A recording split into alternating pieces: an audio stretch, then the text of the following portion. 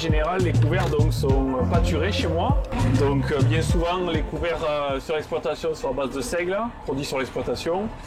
Du seigle avec de la facélie, du pois, de la veste, des choses qui talent beaucoup ou qui sont très appétantes et qui poussent aussi bien ou assez rapidement sur nos sols, afin qu'elles puissent nourrir des vaches allaitantes qui sont des génisses, qui sont présentes sur l'exploitation, qui sont en pension sur l'exploitation. En fait, il y a un roulement de génisses. Elles restent 1 an et demi sur l'exploitation. Elles arrivent au mois d'octobre. Elles repartent 1 an et demi après, c'est-à-dire au mois d'avril.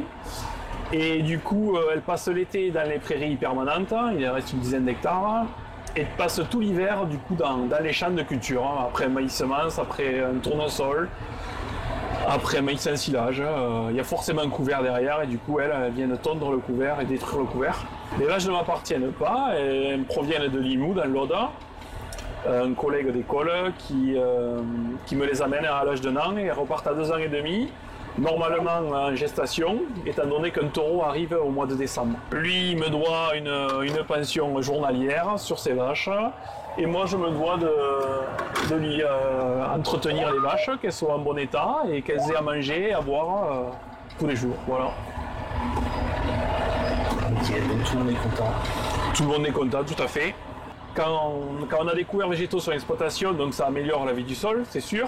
Mais le fait d'avoir un troupeau sur l'exploitation et de détériorer de suite le couvert sur place, ça permet d'augmenter encore la destruction de ces couverts et en plus ça accélère la vie du sol.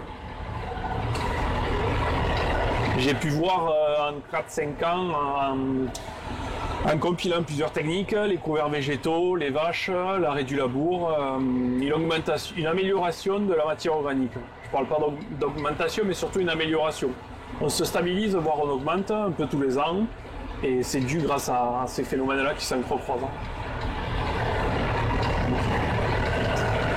Le couvert est assez riche, on l'a déjà remarqué avec le collègue, avec les éleveurs.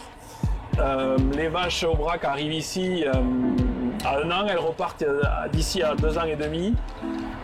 Sur 20 vaches en moyenne, elles partent entre 500 et 600 kg poids vif.